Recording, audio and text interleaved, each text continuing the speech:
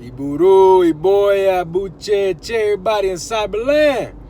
It's your favorite Palo. At least I hope so. Homo Odu Dile Ke coming at you with a great special.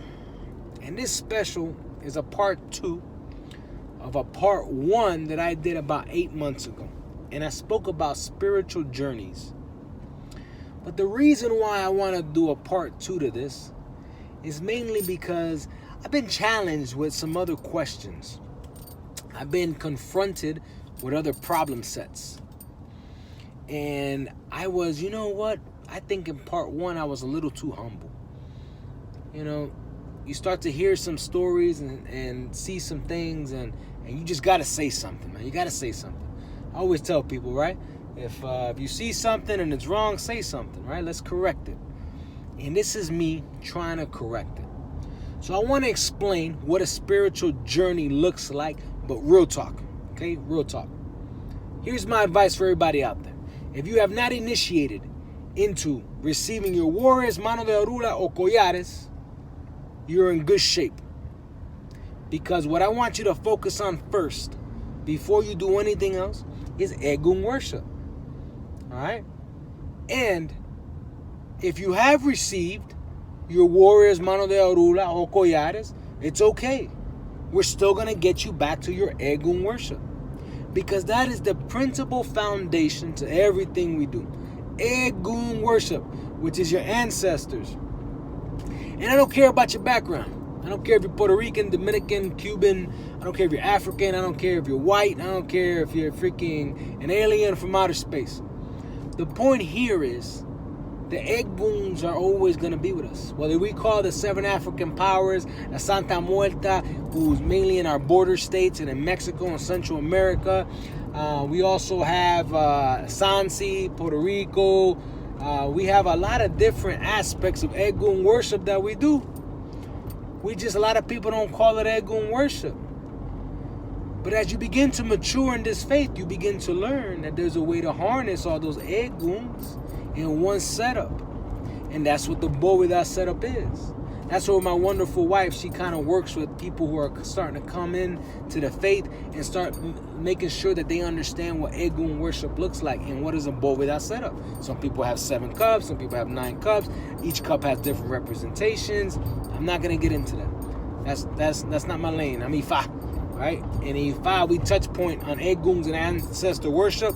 But my wife, she's the master of those things. She'll talk to you about those things if you're interested. So once we have a good idea about what is ancestor worship, what is Egun worship, then now we can make an informative decision, right? Do I initiate? Have I been disciplined enough to work with the Eguns? Have I set up my Bovida and attended it every week? You know, you start going through these things in your mind. Because if you think that your responsibilities are going to get less when you get initiated, yeah, you're up for something.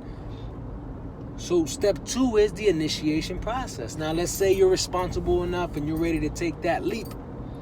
All right, here's what I want to make sure that you understand when you take that leap. This is the point of no return. This initiation process will ensure that you now have a no-kidding pact with the divinities. The Eguns, all right, you got through it. You got a chance to get a feeler for it. But now you need to figure out, all right, I'm ready. So let's make it happen.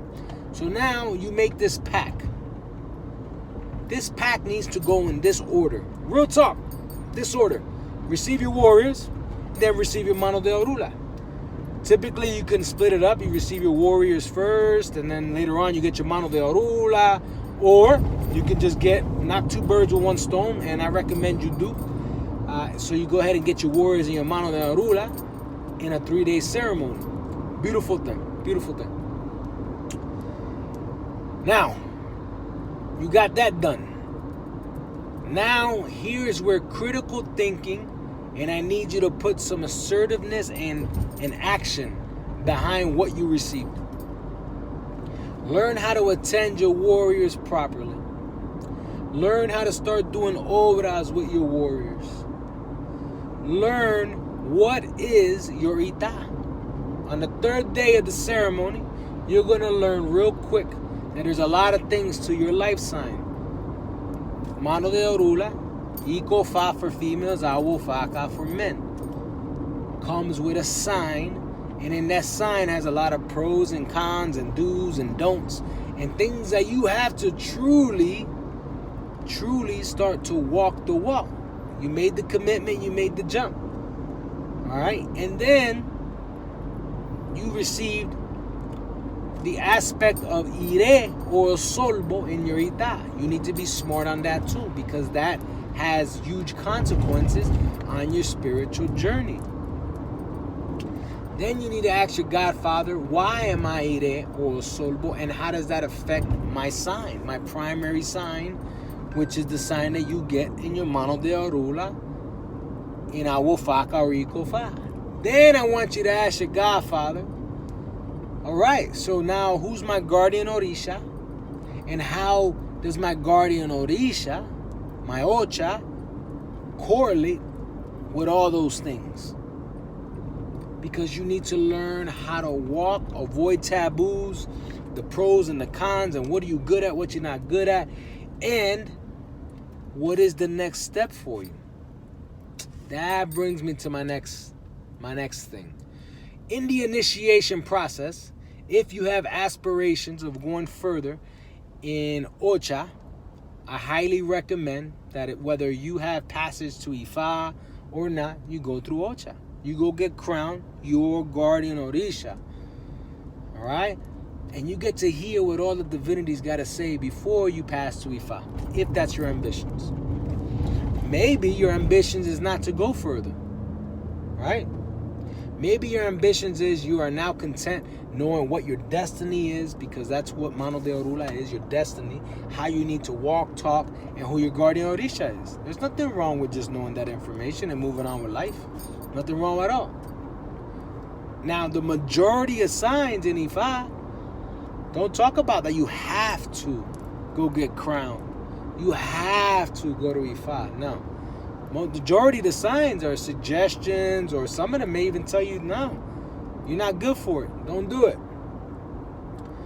Now, let's say that now you get a sign, and all of a sudden it's a suggestion. They say, yeah, you can go get crowned. Yeah, you can go get Ifa, do all this stuff. You know, what do you do next? Well, in Ocha, to go get crowned, and I told you, I recommend everybody go get crowned. Then go ahead and go to do a koyal ceremony. Go find somebody that you trust and you like to work with that can give you the koyares. Because koyal ceremonies are a little different based on who's your guardian Orisha. Again, this is why you do that afterwards. Even though koyal ceremony is a starter ceremony, an initiation, so you have warriors, Mamadura, and koyares. How can you do that step without knowing who your guardian Orisha is? If I just told you that there is a difference. All right, so now we're there, right? Now we understand where we're at. We need to have honest conversations with our godparents. We need to be able to say, hey, I want to go get scratched and work Palo. Is that something that's good for me? Based on my sign and who my guardian Orisha is? Hey, I want to go get crowned. Is that a good thing for me? And you guys begin to have those honest conversations on what right looks like, because not everybody needs to be a priest, a priestess, a tata. It doesn't work that way. It doesn't work that way. Some people probably shouldn't. If they're not disciplined to do one thing, what makes you think they're gonna be disciplined to do something else? And we have to have those honest conversations. So for all my priests and priestesses out there, please do me a favor, have that honest conversation. For all those tatas out there and all those yayas, hey, listen to me, paleros. Not everybody needs to get scratched. Okay, I truly believe not everybody needs to be scratched. And there's certain signs in Ifa that say that certain people shouldn't be scratched. Now, is scratching, are there some benefits to scratching? Yeah, there's some benefits to scratching because it solidifies your connection with the Eguns and your spirit guide. Right? And there's some things that you can do as a palero, and some people they love to work the palo side of the house. And but I would warn you, right? In your spiritual journey, right? Real talk.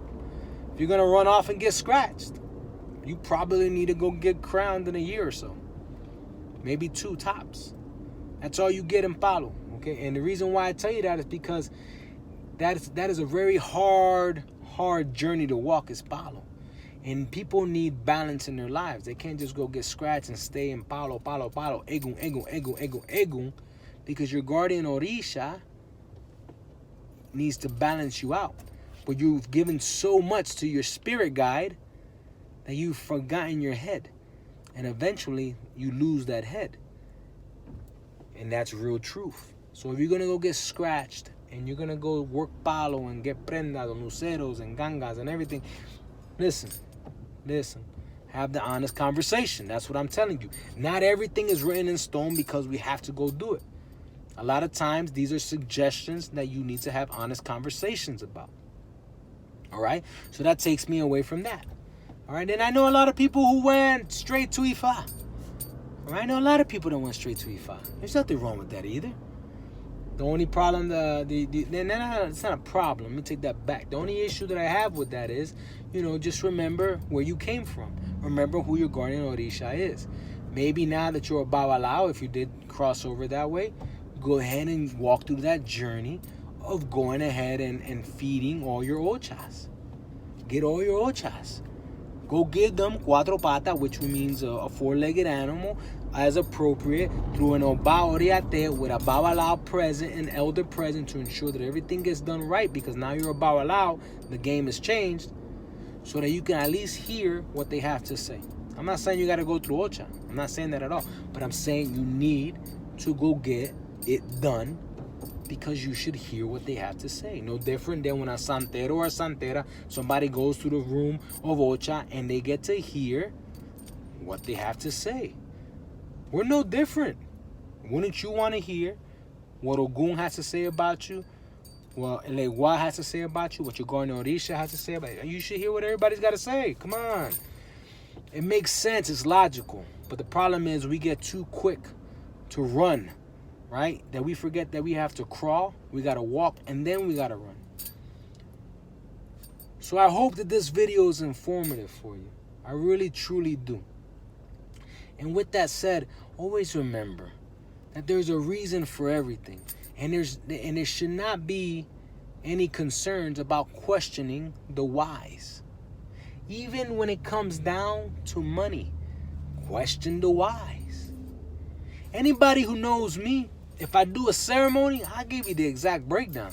This is how much the animals are going to cost. This is how much the derechos are going to cost. This is how much the hierbas are going to cost. This is how much the food is going to cost. The location, whatever it is. Whatever, depending on what we're doing.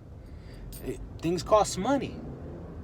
But please, for all my priests and priestesses out there, please don't abuse people either. Just because somebody can doesn't mean that they should pay X amount of money just because they have it. There is a level of sacrifice that's required in this faith to be successful. And yeah, money is sacrifice. But a lot of times, people who have a lot of money, their sacrifice is going to be their time and effort. And who's going to judge them is not us. We're human beings. We are mouthpieces to the divinities. So at the end of the day, let their guardian, their Ori, guide them and judge them. That's not for us to do. Let them walk what they need to walk and just do it appropriately. There's no need. So I know pricing comes up all the time. But, it is what it is there. And I know a lot of people don't want to hear that. And a lot of people might be upset with me because, I tell you the truth. I'll tell you what breakdowns look like. But that's the way it's got to be. And we need to get back to basics. And we need to go ahead and start cleaning up this faith. Our religion is beautiful. Our religion is super nature, super beautiful, super everything that has to do with the elements of this world and beyond. So please cherish it. Please take care of it. Please honor it. Please don't get things that you're not ready to receive. Please understand what you are receiving. I love you guys, bro. Many blessings to each and every one of you, Ache. With that said, I'm checking out. Give me a like, give me a share, please. Give me a subscribe. More importantly, more subscribers I get, the better. I get all these cool functions. I mean, I'm enjoying them. If you haven't seen my community tab, I've been throwing things up there almost every day. Well, keep it going, keep it going. Iburu, Iboya, Ibucheche, Cyberland.